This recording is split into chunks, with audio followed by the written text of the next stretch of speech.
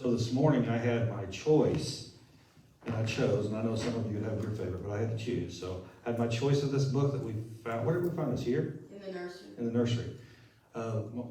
My first book of jokes, which is good, or BJ's jokes, or one that I had in my mind. And once you get older, I guess, like me, you learn to take the one in your mind while you got it. So I'm thinking that.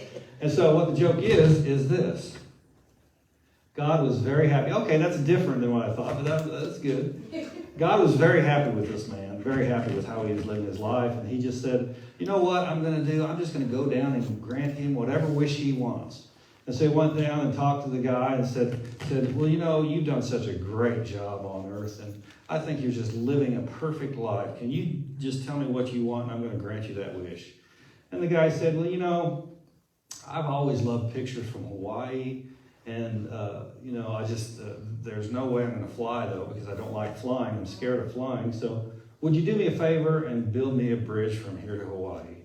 And God said, whoa. That's a lot. Did you ever think about the logistics to that? That's a lot to ask. And I don't really think that I can do that. But, you know, I just don't think that's a good idea. Can you come up with another one? And the guy said, well, he thought for a minute. He said, well, you know, I've always wanted to know what makes women tick. What they think about, how they feel, everything about them. What happens within them. Of course, you know what God said. He turned to him and said, would you like a 2-lane or a 4-lane highway? That was a good one. All right. Today, when you came in, you received a piece of paper that said metaphysical questions. And so this is one of the things that totally separates us from other churches.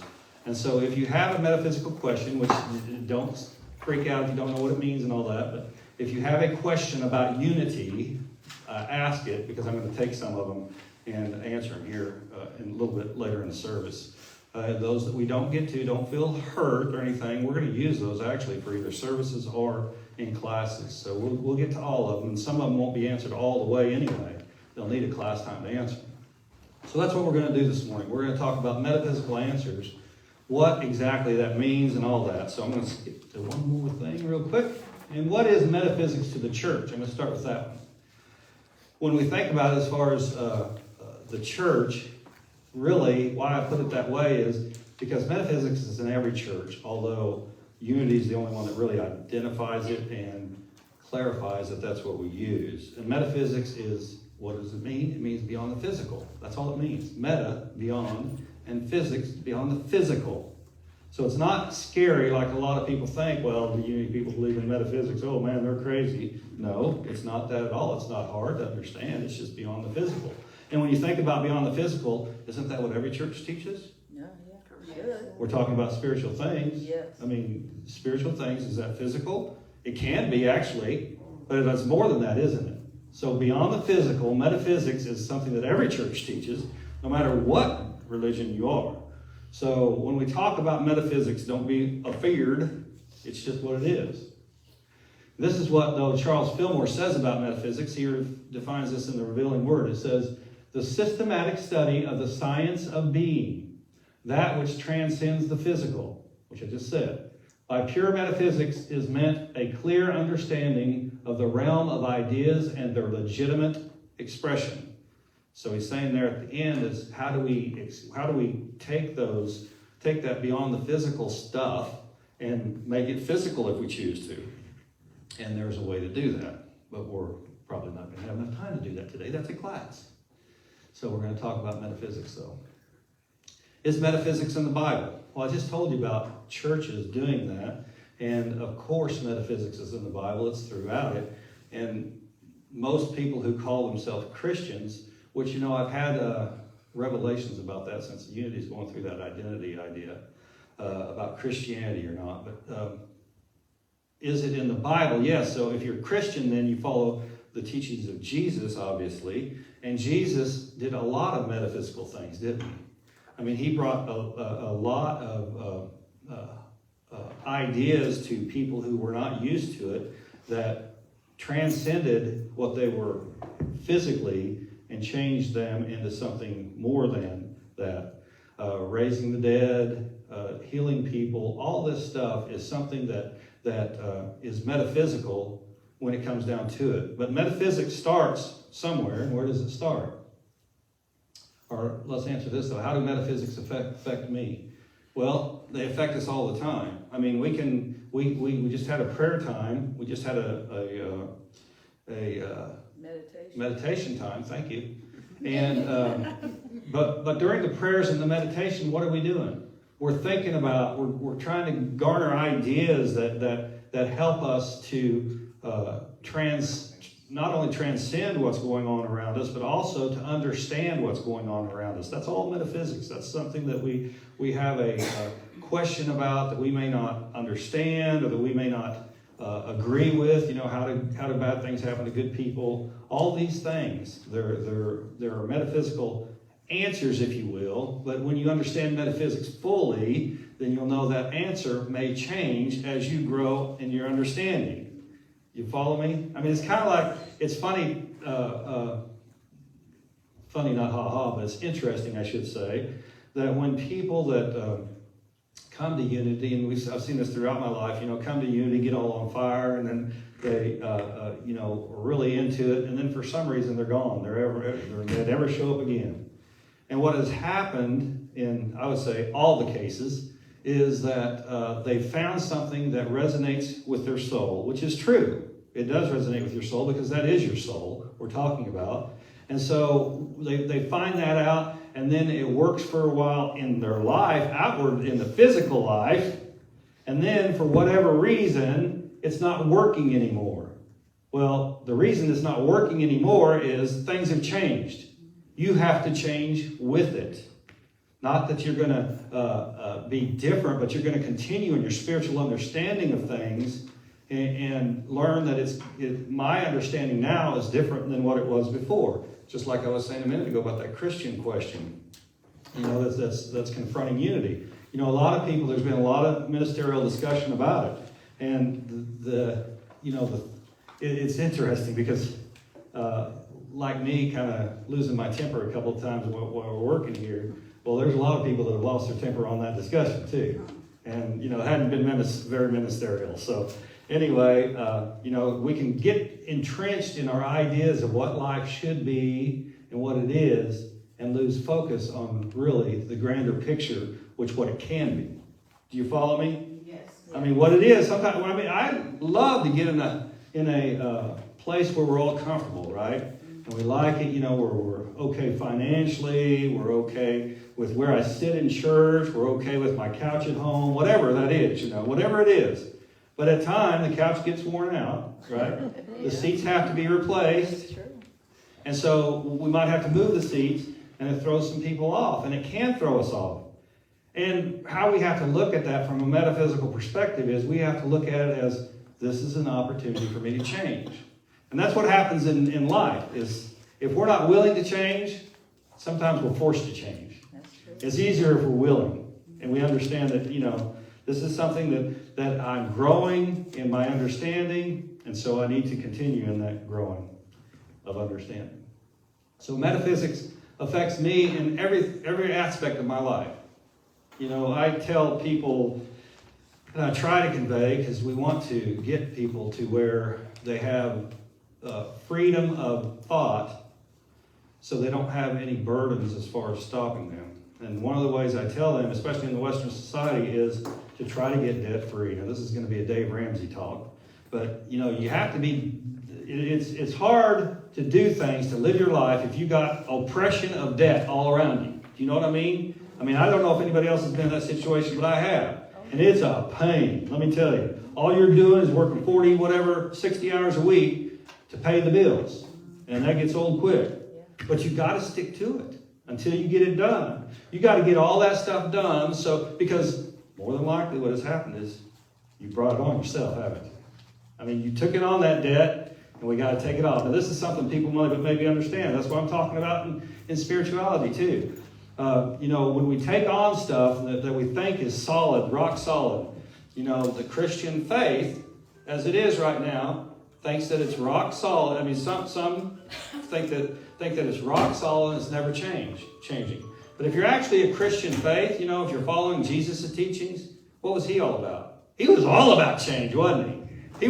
He never denounced that he was a Jew, did he? He wanted the Jewish faith to come up to where he was, didn't he?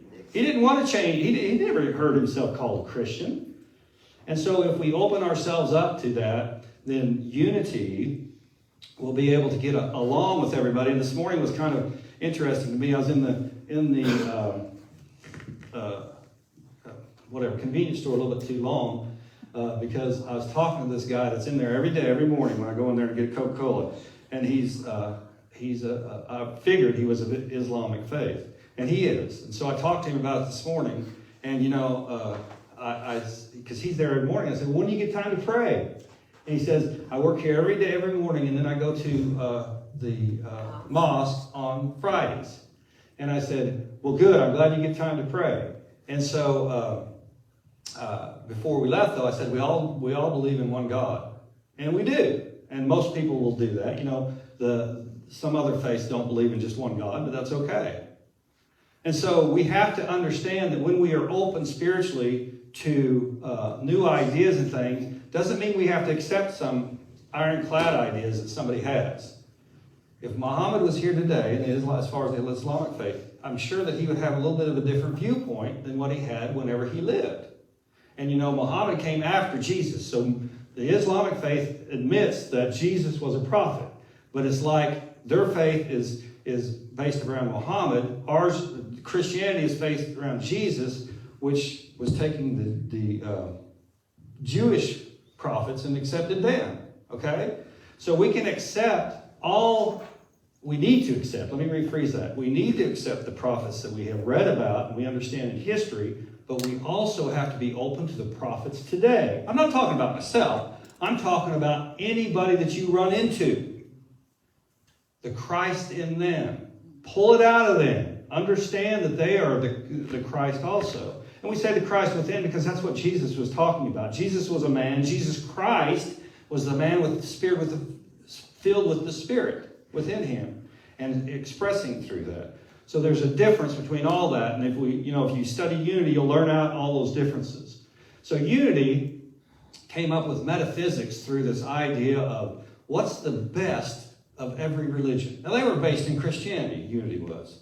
But what's the best of all of them? And pulled it all together at that time.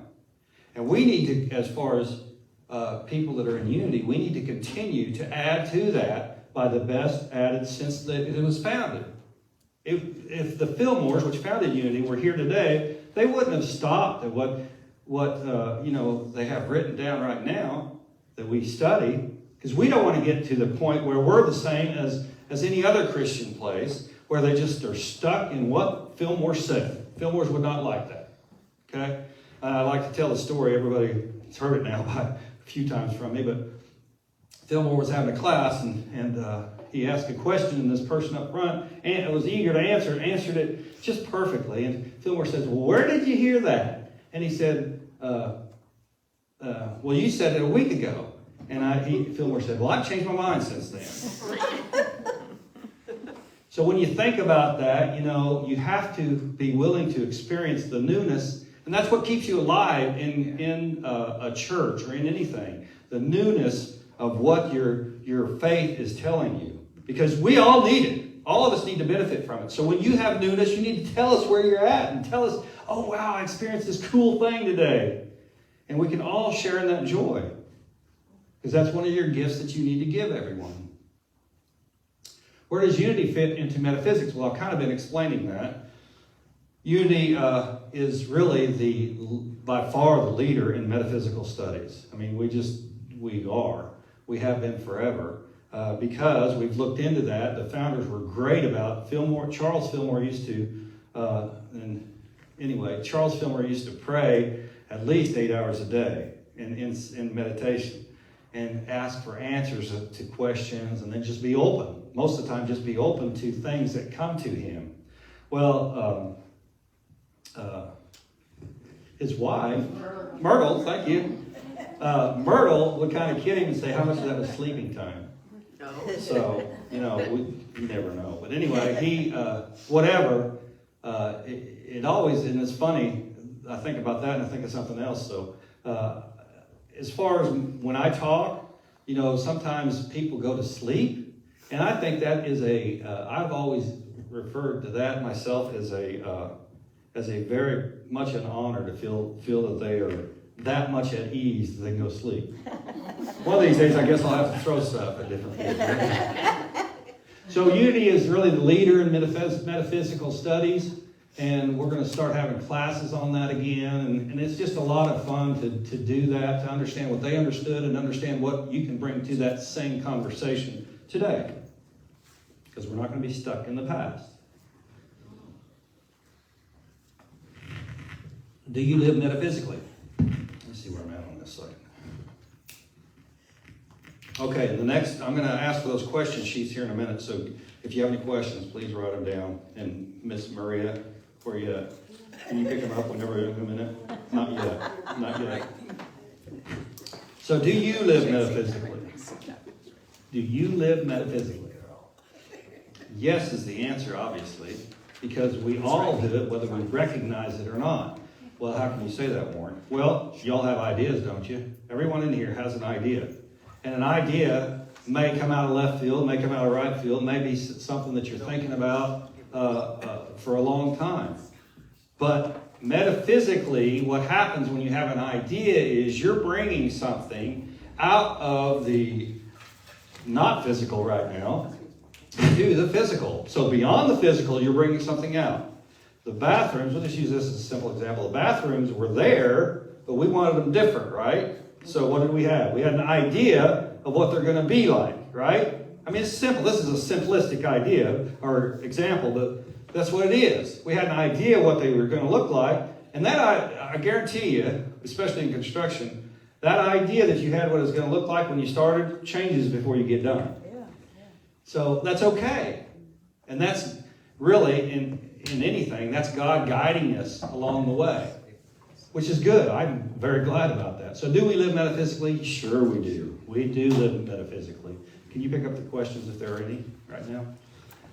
And so living metaphysically, though, is a good thing. We don't want to be stagnant and I mean, we want to be comfortable, okay? That's why I said get out of debt. You want to be comfortable, and you want to have the freedom of range. I don't know why I do this every time, but I'm going to get a little political again. No. Yes, I'm going to get political. Listen, how many representatives you know at the federal level, because that's easier to look at, how many representatives you know were raised with when they had a debt problem when they were young? Some of them may be, but the majority didn't have, they were kind of silver spooners, weren't they? Or they've been silver spooners for a long time.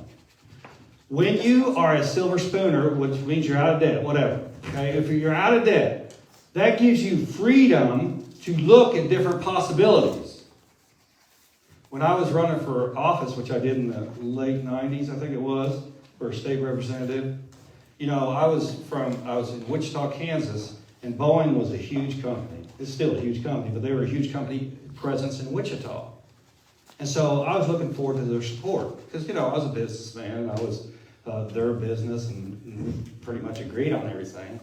Well, they gave me all their support in the primary, but they gave me only half their support in general.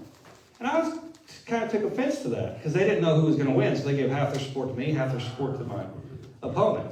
Hedging their bets. Yeah, exactly. Hedging their bet. So I kind of took offense to that because I thought, it's kind of chicken. But when we do that, we have to know that they are exactly what you said, hedging their bet. And I have to laugh when I think about that after getting upset about it, because owning a business, when people were running that had something to do with my business, I gave to both sides too. I did. Because, you want to be on that list. That's the way they do it.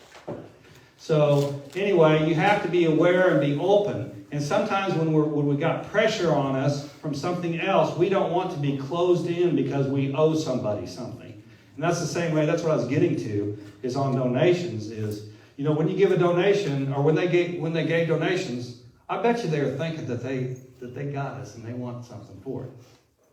That didn't happen to me because I didn't get elected. But You know, Francis said, thank God. Anyway, so we have to be aware that we don't owe anybody, and no matter what the consequence is on that. So, let me go to the next one real quick. We're going to have the questions here in a minute. God, which is metaphysics, because, yeah, thank you. Thank you, dear. Oh, quite a few. Good, we'll have a lot of stuff off of that. I'm going to go back to that then. Let me get my glasses on here for a second. Okie dokie. How do you learn to trust your instincts? Okay. Well, how do you learn to trust your instincts? You have to know where usually they're right. Instincts are correct. You have to know whether the instincts, where they're coming from, though. And so on this one, really, metaphysically, it's kind of easy to answer because of the fact that you have to go to prayer and meditation. You have to ask the question, but more importantly, whatever the issue is, but more importantly, you have to listen for the answer. Right. Because if you don't listen for the answer, you're wasting your time. If you're going into, it's just like anything. If you go with your instincts, yes, but make sure that you're listening to the right thing, not something that you have produced in your own mind. Do you follow me? Okay. Just get a couple of these. Oh, whoa. I'm going to hold off on that one. Okay, that's going to be a class one. How does Unity teach about communion? I'll teach that in a class. Communion. In Unity, what's the reason Christ was crucified? Religious, to cleanse our consciousness, saved by his blood. Okay, you want to go that way. Okay. All right. Well, that's easy for us in Unity to talk about, but it scares some people away, and I don't want to do that, but I'm still going to answer it. What's the reason Christ was crucified? First of all, in Unity, we know that Christ wasn't crucified. Jesus was. And see, we need to understand in our own mind what the difference is between Jesus the man and Jesus Christ, the Christ. The Christ, let me try to explain. The Christ is in everybody, okay? That's that divinity within us. Jesus' last name was not Christ, and he was never called Jesus Christ during his life. Okay? They referred to him as a prophet, as a holy one, all these things, but he never was referred to as a Christ until after his death, and Paul's writing and a lot of other people's writing.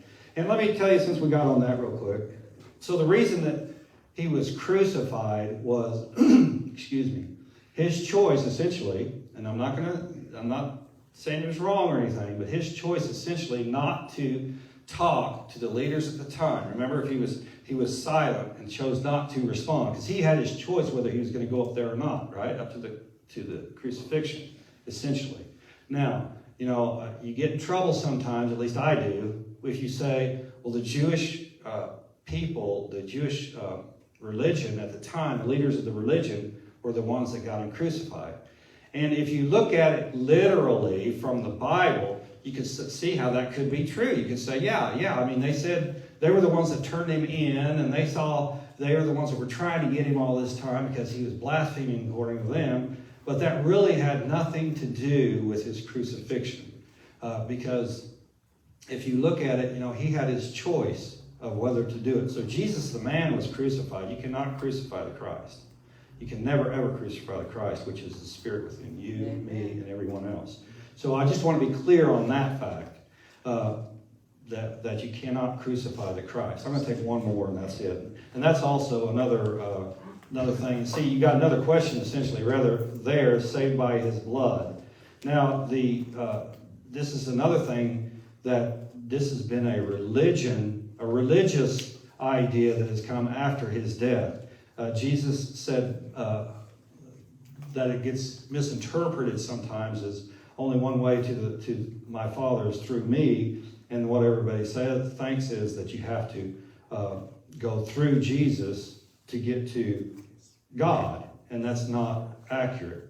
What he was referring to at the time, there's a lot of stories in the Bible that you have to take it in context of the time, but what he was referring to when he was saying one way to the Father is through me, is that how I'm living my life, how I'm looking at things, how I'm doing this. Jesus was a great example, and he's our way shower in unity. He shows us the way. He was a great example of how we can be the same and better. And he said that too, remember? He said, these things you shall do and more and greater. So the blood did not cleanse our sins, because that really has always, for me, has been, and I'm not trying to down it, but I guess I am, is Christianity's get out of jail free card. You know, just because Jesus died doesn't mean you can do whatever the hell you want to do. I mean, it just doesn't.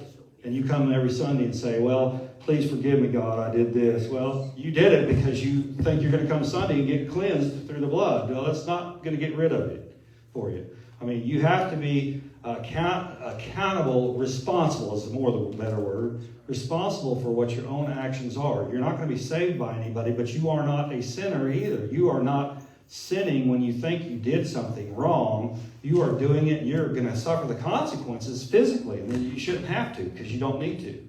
Okay, one more and I got to. Are all prophets called by God? Now that's an interesting question. Are all prophets called by God? Why did you use prophets, I wonder? I'd like to know who wrote that, but I'm not going to ask. I'm not going to. Are all prophets called by God? A prophet, okay, I'll answer it. Yeah, we are. But see, are all prophets called by God? Yes, when they're prophets.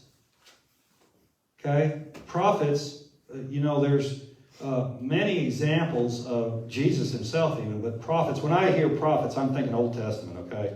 So, prophets, though, were they all called by God? Yes, but you can be called by God too. And does that make you a prophet? Yes, it does, but are people going to look at you like that? Not if you go around and say, hey, look at me, I'm a prophet. Right? Not if you do that, but that's not what we're doing. When you're actually a prophet, you're going around just being willing and open to teach people a practical way to Christianity, which, is one of Unity's taglines. But so are all prophets called by God? Yes, when you're a prophet, you are. I'm going to hold off there. So we can do some other questions in classes and stuff, but that's a good start. Great question. Great questions. If you have other questions, please write them down, give them up to me, and we'll go from there. God, metaphysics, wants good and only good for you. And here's the kick. See, here that's good after that one about the blood of Jesus. Because here, this is what we're talking about. What is the whole point of the blood of Jesus in old Christian thinking? It's about a way to get to heaven, to God, right? To live with God in heaven, right? Well, God in heaven only exists if you let it exist. So if God in heaven up there exists, what's preventing you from thinking God in heaven here exists? Right. What's preventing you from thinking that? Nothing. And it's not. And Jesus never taught that you have to be washed in my blood. Okay, you can go back to communion, which is another question, but I can explain that some other time. You have to go back and think that if there's, how many limitations does God have on him or her or mother, father? How many? Zero. None. Well, how can that be then? You're telling me, in Christian, that you have to go through Jesus to get to God? I thought God had no limitations. If God has no limitations, and we're not trying to have a psychological discussion with other people. I'm just telling you that when we think about this, it just is common sense. If God is unlimited, which God is, the universe is unlimited, then we can be in that same flow. And we're going to talk about that during the offering here in a minute. You can be in that same flow. All you have to do is accept it. Accept it and go forward, live it. Okay? It's easy. God only wants good for you. Only good. Now, if you can believe that, if you can accept that, then what are you going to receive from God? Good. Only good. Only good. Now, what happens if something negative happens that you're not calling good? Well, what happens? I talked earlier about being in debt. If you have an old phone bill, and you say, well, the heck with that, I can't pay it, I'm not going to pay it. And don't pay it for months and months and months, and then all of a sudden, what happens? A creditor calls you, doesn't he? He or she, whatever. A rude person calls you, let me put that way. And they're not going to be too nice, are they? And so what happened? How come that ruined my day? That creditor called me. I had quit paying that and I'd forgotten about it.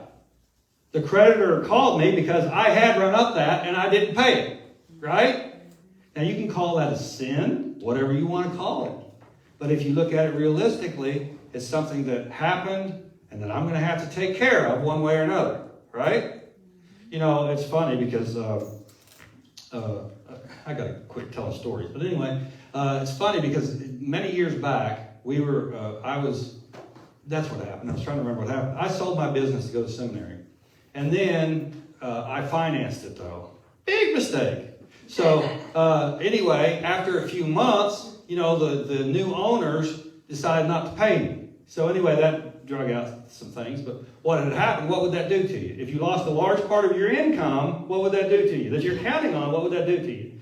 It hurt you financially, right? So I had this credit card debt, I think it was. I don't remember what it was. Anyway, it's about $20,000. It wasn't that much money. But anyway, it's $20,000, which is a lot of money, but, you know, it wasn't that much money compared to what was supposed to happen. So I couldn't keep paying that. And so I called and we talked. And after quite a few months, you know, they offered me this offer. Well, I'm going to give you, and they kept coming down on the offer, so I kept holding on. Anyway, they said, well, we'll let you off that $20,000 debt for $7,000. And I said, okay, I'm going to do that. So I took the $7,000, paid them, and it was all off. But what happened? If you've ever done that, you know that's not the end of the story. They still come and say, well, you got this benefit of all this stuff, and you end up having to pay on it anyway. You don't have to end up paying the whole $14,000 more, but you end up having to pay anyway, which is okay, I guess, because you did run up the debt anyway. But that's what I'm saying is, when you do something to yourself, you know, if you have the Christ within you and you do something physical to yourself, like if you try to cut your wrist or something, okay? I'm sorry that's so extreme, but that's what I'm thinking about right now. If you cut your wrist or something, what happens? Hopefully you live through it. But if you do live through it, what happens? You have to heal, don't you? You have to heal. And that takes time, doesn't it? It's the same with anything. If you do something to yourself, what are you denigrating? You're not only denigrating yourself, you're denigrating the Christ within yourself. Self-inflicted nonsense. Self-inflicted nonsense. Sin is what she has an acronym for. It's good. So we got to understand that if God wants only good for us, then we can accept that good and be only good. We don't have to accept the bad. Does God test us? This is a big one in a lot of churches. Did God test us? No, but we test ourselves. We do test ourselves. We do test ourselves. And that's not necessarily a bad thing, but it can be. And a lot of times it is, regrettably. You don't need to test yourself. You know, there's ways you can do things without making yourself in a bad position, whatever that is, whether it's physical or any other way. Unity had a study in the early, I think it's maybe it's the late 60s. I think it was the late 60s. Unity had this study that they prayed for people who were sick in a hospital. Had an excellent result.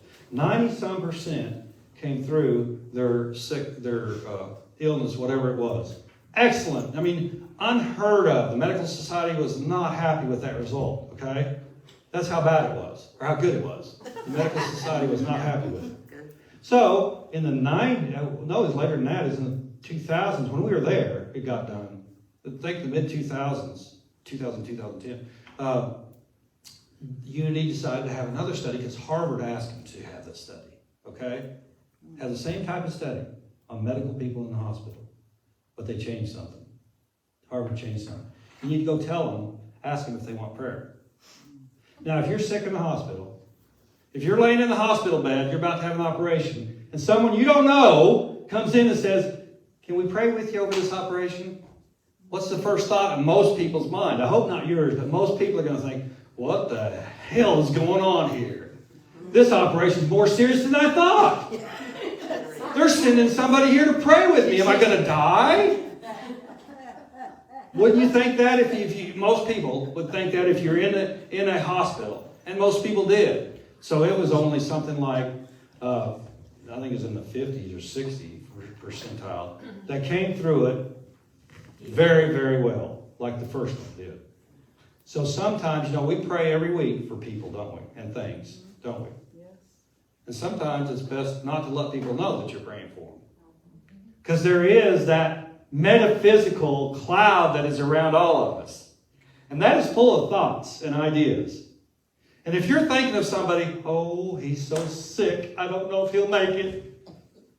That person is receiving that in some way, shape, or form. But if you're seeing that person say, I see vitality, health, and fullness in that person, that person's going to feel that too. Yes. And if you feel, which one's going to make you feel better? I mean, it's common sense. Which one's going to make you feel better? The fullness, yes. The one that's saying positive prayers for you. Now, they have their part to play in it, there's no doubt. And we're not going to diminish that at all. They do have their part to play in it. They have to accept it. If you don't accept what God has for you, the good, then where's that going to go? It's not going to go to you. It's going to go to somebody else. So, metaphysics is a part of our life. It's part of the Bible. It's part of all church teachings, anything spiritual. Metaphysics is there. And so we don't need to be afraid of it, but we have to be able to understand that a lot of people get afraid of the word without knowing exactly what it means. So it's not a scary thing. It's a good thing. And it's not about control. When we pray and when we meditate, it's not about control. Boy, anybody who has kids knows this. If you want to control your kids, and it seems to be getting younger and younger and younger at their age, how long you can control them. Oh, God. J.W. and Aiden are 5 and 6 or 6 and... No, 5 and 6 still. 6 and 7. Okay, whatever. 6 and 7. And, I mean, I don't know what happened. I love them dearly. And I do love them dearly. I do. It's just a phase, but oh. Anyway, I don't need to be in control, though. And when you're talking about your own life, this is what I'm talking about, too. Because when, J.W. and Aiden, and I shouldn't talk about it in church, but I am. J.W. and Aiden, yeah, I want control over them. That's a physical thing altogether. It has nothing to do with spirituality, does it? And so I have to understand that it's on that part of my life, because it is part of my life, that it's not about control. It's about understanding what the process is and teaching someone the best that I can teach them to do the right thing. The worst thing for me about losing my temper and with boys or anybody in here is having other people see it. Because you don't want to be seen in that light, do you? I mean, you want everybody to know you're human, sure. But you don't want to be seen in your worst light, do you? Nobody does. So, that's the reason we doll up on Sundays and come here and try to be the best we can be, is because we want to be that all the time. And we can be that all the time, but we have to release control if we're going to be that all the time. Because you can go to work and your boss, your fellow workers may not act like you want them to, right? It's not about that, though. It's about you staying in control and peace within yourself. You get it? Yes, I know you and do. Excuse me for Yes, ma'am. interrupting, but you're acting like you were so bad. Oh, I was terrible. Well, you were to me, but She says I was to her. but Okay. you were. Okay. You were. Today is a new day, though, isn't it? Today, no matter what's happened in the past, I mean, we're going to have to pay those bills, whatever. But if we can release all of that concern right here, right now, we can release any type of judgment we have, more importantly, on ourselves, right? And just go from this day on and be in it. And when I say be, why that's capitalized, there's a book called Just Be, if you want to get it. It's a real small book. I don't know if they print them anymore. But anyway, it tells you all about being. And that is just living a life from being Christ-centered. And it's a lot easier if you're not around people, obviously. But you're going to be around people. So you need to understand that it's a new day and we don't have to do anything wrong. I'm looking forward to looking into this book next week and sharing some with you, or the week after. So, Let's go with God, okay? Each one of us, we can do that.